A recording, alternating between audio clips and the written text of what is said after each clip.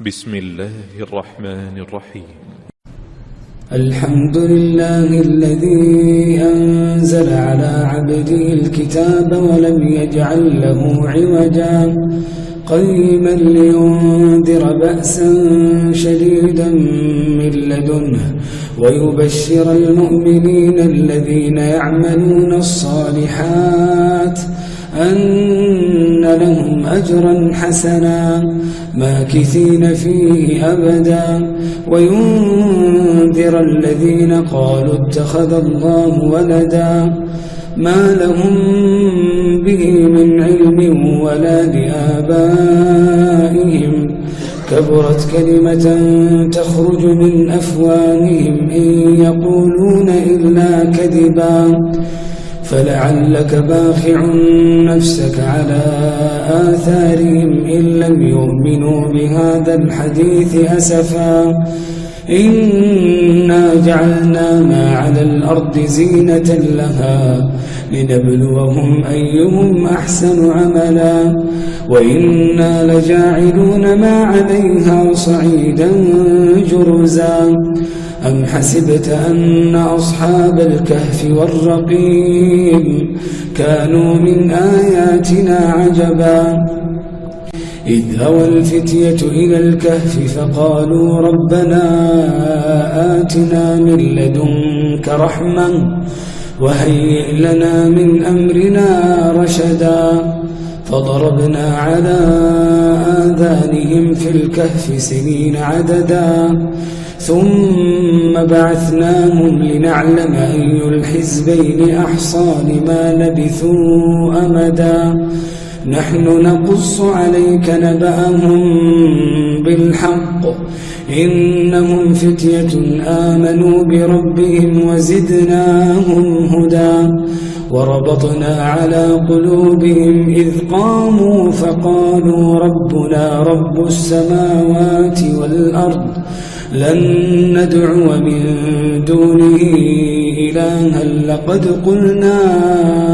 إذا شططا هؤلاء قوم اتخذوا من دونه آلهة لولا يأتون عليهم بسلطان بين فمن أظلم ممن افترى على الله كذبا وإذ اعتزلتموهم وما يعبدون إلا الله فأووا إلى الكهف ينشر لكم ربكم من رحمته ويهيئ لكم من أمركم مرفقا وترى الشمس إذا طلعت تزاور عن كهفهم ذات اليمين وإذا غربت تقرضهم ذات الشمال وهم في فجوة منه ذلك من آيات الله من يهد الله فهو المهتد ومن يضلل فلن تجد له وليا مرشدا وتحسبهم أيقاظا وهم رقود ونقلبهم ذات اليمين وذات الشمال وكلبهم باسط ذراعيه بالوصيد لو اطلعت عليهم لوليت منهم فرارا ولملئت منهم رعبا وكذلك بعثناهم ليتساءلوا بينهم قال قائل منهم كم لبثتم قالوا لبثنا يوما أو بعض يوم قالوا ربكم أعلم بما لبثتم فابعثوا أحدكم بورقكم هذه إلى المدينة فلينظر أيها أزكى طعاما فليأتكم برزق منه وليتلطف ولا يشعرن بكم أحدا إنهم إن يظهروا عليكم يرجموكم أو يعيدوكم في ملتهم ولن تفلحوا إذا أبدا. وكذلك أعثرنا عليهم ليعلموا أن وعد الله حق وأن الساعة لا ريب فيها إذ يتنازعون بينهم أمرهم فقالوا ابنوا عليهم بنيانا ربهم أعلم بهم قال الذين غلبوا على أمرهم لنتخذن عليهم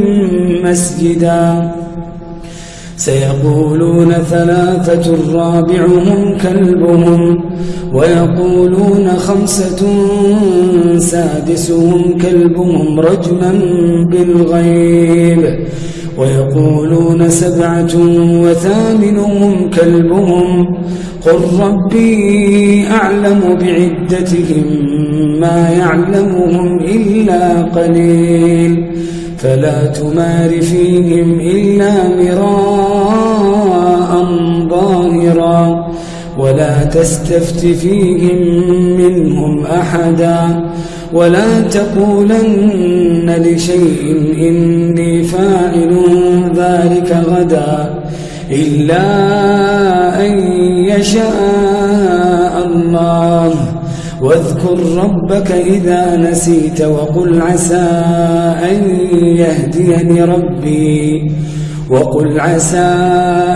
يهديني ربي لأقرب من هذا رشدا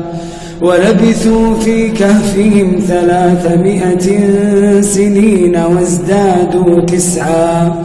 قل الله أعلم بما لبثوا له غيب السماوات والأرض أبصر به وأسمع ما لهم من دونه من ولي ولا يشرك في حكمه أحدا واتل ما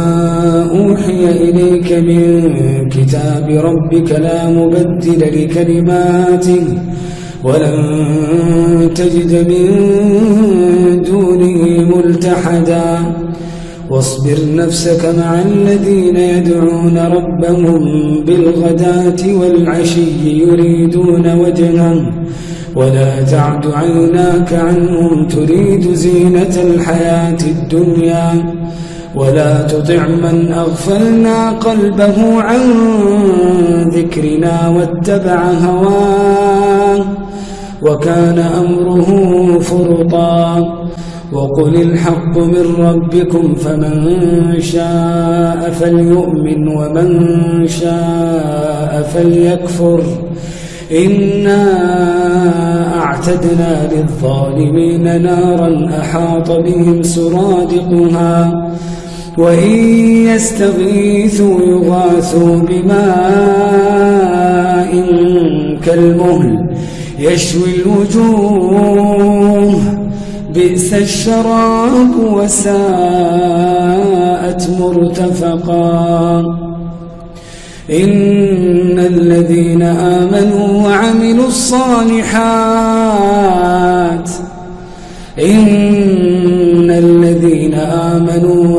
الصالحات إنا لا نضيع أجر من أحسن عملا أولئك لهم جنات عدن تجري من تحتهم الأنهار يحلون فيها من أساور من ذهب ويلبسون ثيابا خضرا من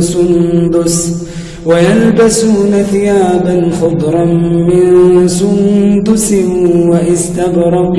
متكئين فيها على الأرائك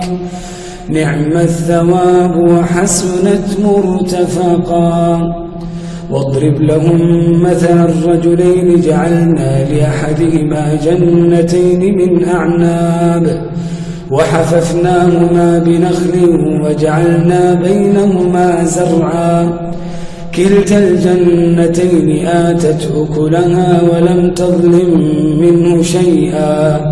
وفجرنا خلالهما نهرا وكان له ثمر فقال لصاحبه وهو يحاوره أنا أكثر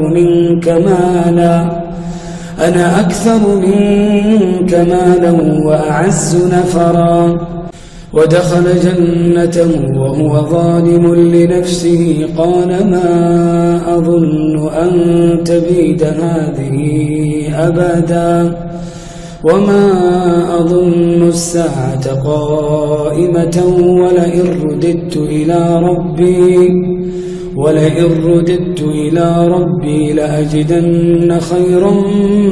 منها منقلبا. قال له صاحبه وهو يحاوره أكفرت بالذي خلقك من تراب ثم من نطفة ثم سواك رجلا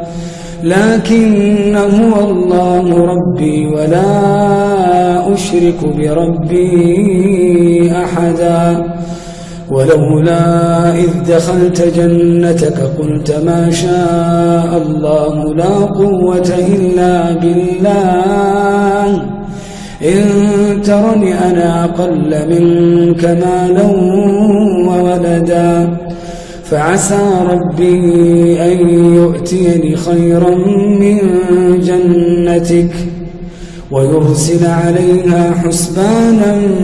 من السماء فتصبح صعيدا زلقا أو يصبح ماؤها غورا فلن تستطيع له طلبا.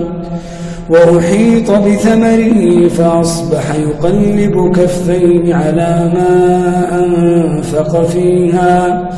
وهي خاوية على عروشها ويقول يا ليتني لم أشرك بربي أحدا. ولم تكن له فئة ينصرونه من دون الله وما كان منتصرا. هنالك الولاية لله الحق هو خير ثوابا وخير عقبا.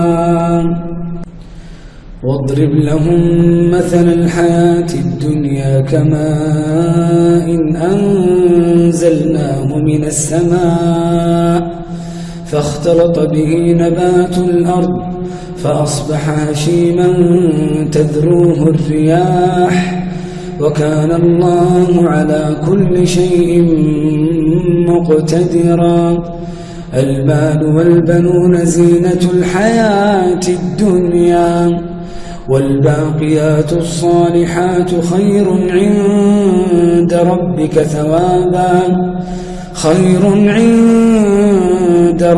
ثوابا وخير أملا. ويوم نسير الجبال وترى الأرض بارزة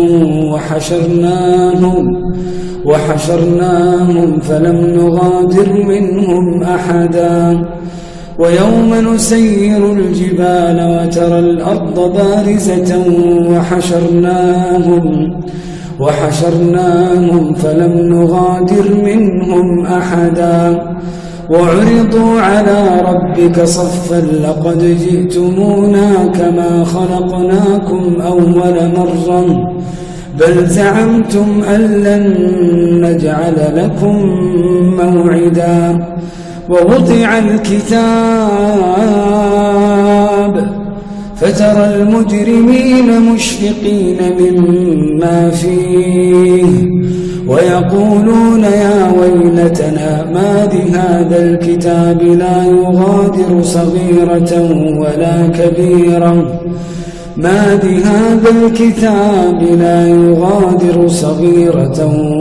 كبيرة إلا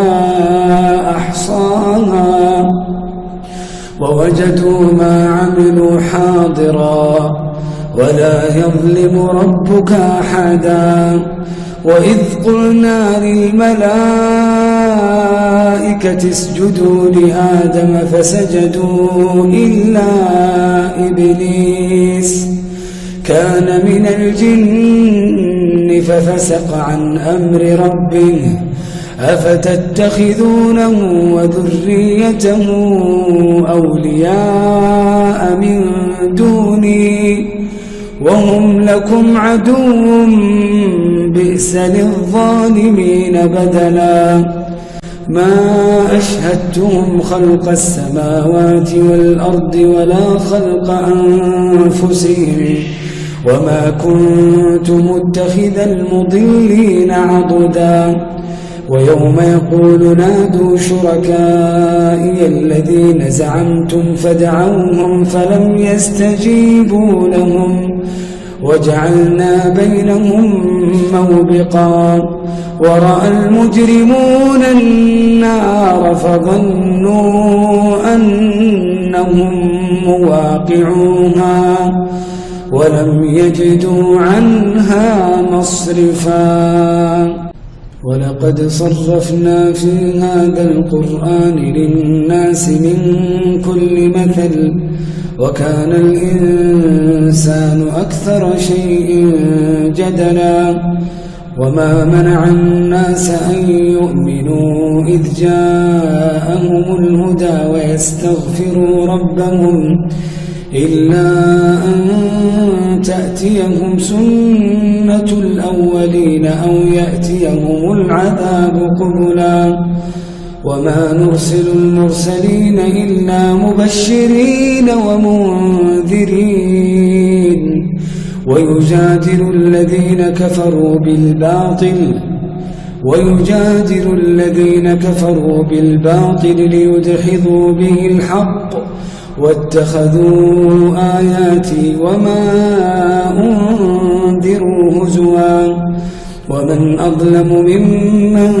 ذكر بآيات ربه فأعرض عنها ونسي ما قدمت يداه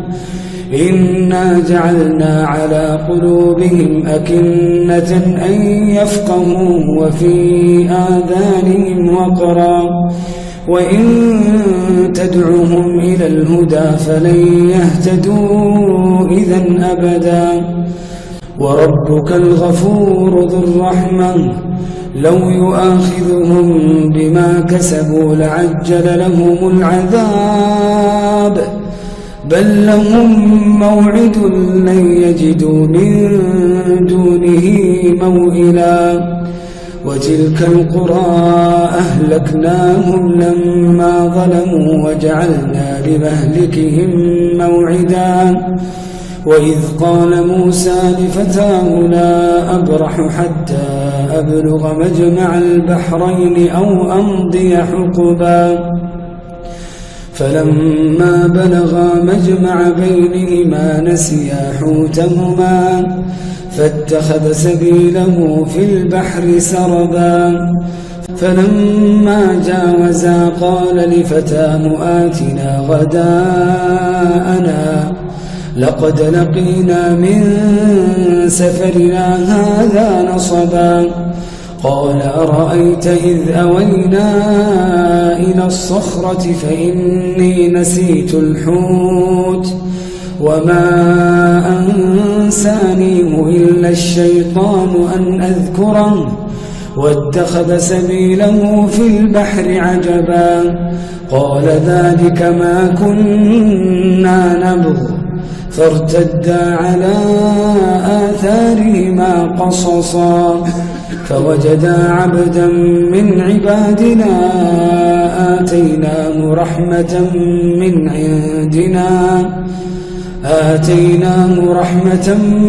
عندنا وعلمناه من لدنا علما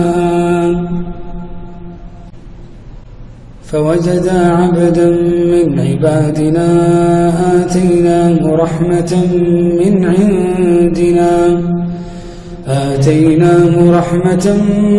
عندنا وعلمناه من لدنا علما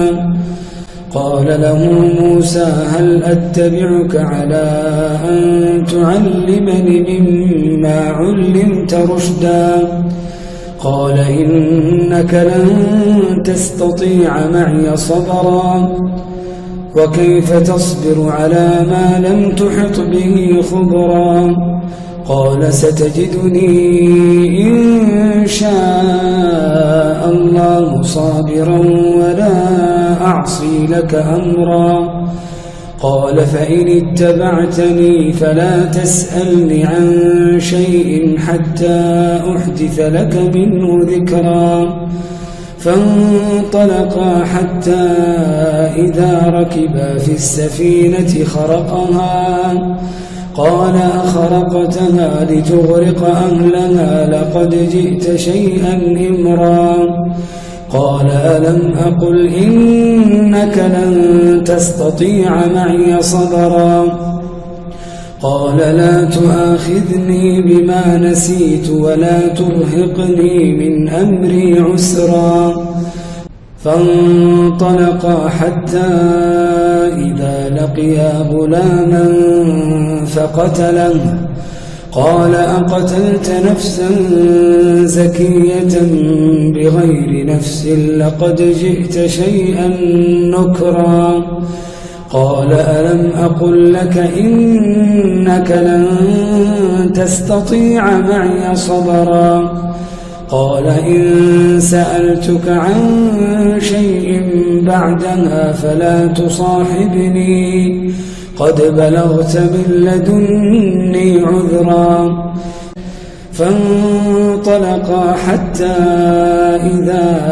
أتيا أهل قرية استطعما أهلها فأبوا أن يضيفوهما فوجدا فيها جدارا يريد أن ينقض فأقامه. قال لو شئت لاتخذت عليه أجرا. قال هذا فراق بيني وبينك سأنبئك بتأويل ما لم تستطع عليه صبرا. أما السفينة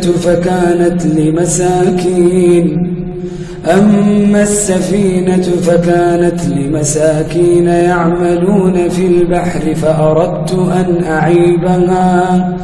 وكان وراءهم ملك يأخذ كل سفينة غصبا. وأما الغلام فكان أبواه مؤمنين فخشينا أن يرهقهما طغيانا وكفرا فأردنا أن يبدلهما ربهما خيرا منه زكاة وأقرب رحما. وأما الجدار فكان لغلامين يتيمين في المدينة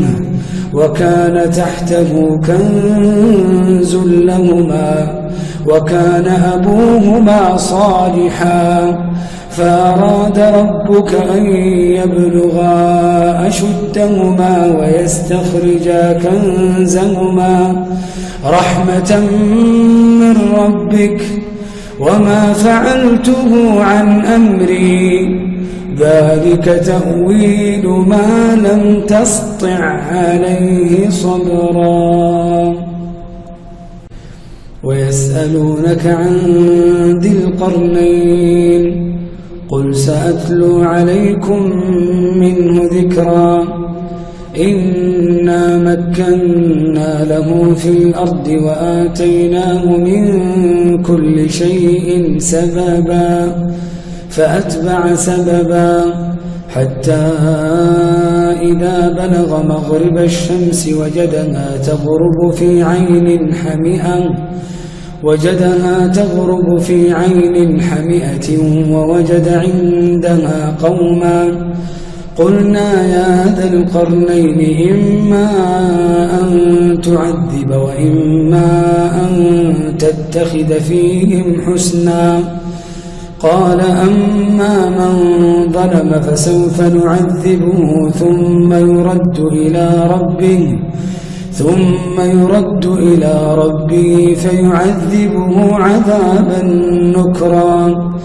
وأما من آمن وعمل صالحا فله جزاء الحسنى وسنقول له من أمرنا يسرا. ثم أتبع سببا حتى إذا بلغ مطلع الشمس وجدها تطلع على قوم لم نجعل لهم من دونها سترا كذلك وقد أحطنا بما لديه خبرا ثم أتبع سببا حتى إذا بلغ بين السدين وجد من دونهما قوما لا يكادون يفقهون قولا قالوا يا ذا القرنين إن يأجوج ومأجوج مفسدون في الأرض فهل نجعل لك خرجا على أن تجعل بيننا وبينهم سدا قال ما مكنني فيه ربي خير فأعينوني بقوة أجعل بينكم وبينهم ردما آتوني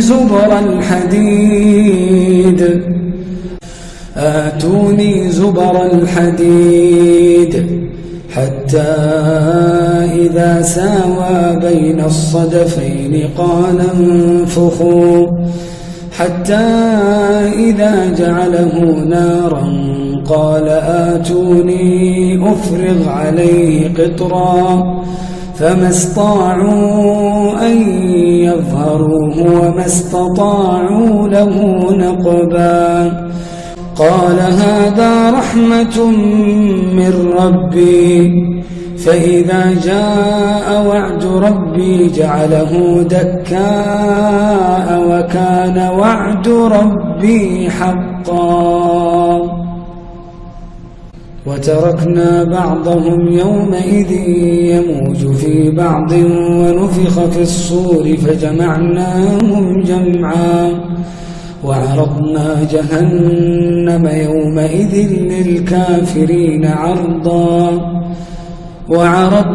جهنم يومئذ للكافرين عرضا الذين كانت أعينهم في غطاء عن ذكري وكانوا لا يستطيعون سمعا أفحسب الذين كفروا أن يتخذوا عبادي من دوني أولياء إنا أعتدنا جهنم للكافرين نزلا قل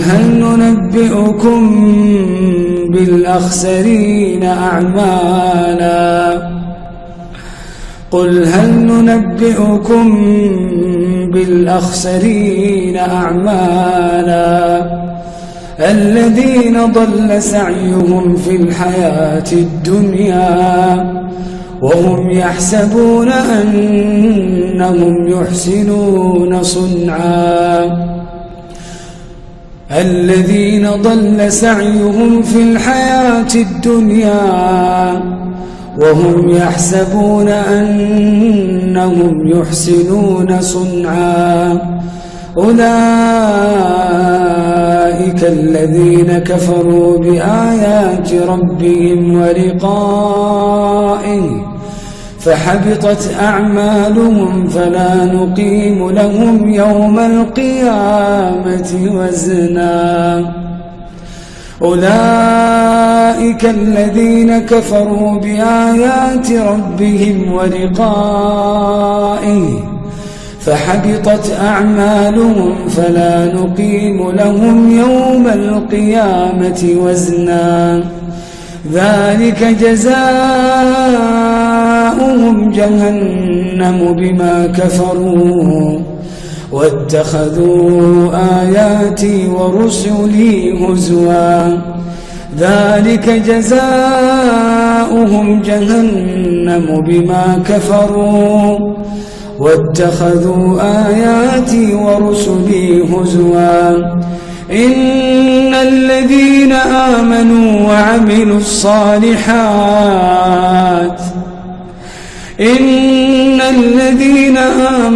وعملوا الصالحات كانت لهم جنات الفردوس نزلا إن الذين آمنوا وعملوا الصالحات كانت لهم جنات الفردوس نزلا خالدين فيها لا يبغون عنها حولا قل لو كان البحر مدادا لكلمات ربي لنفد البحر قبل أن تنفد كلمات ربي ولو جئنا بمثله مددا قل إنما أنا بشر مثلكم يوحى إلي أنما إلهكم إله واحد فمن كان يرجو لقاء ربه فليعمل عملا صالحا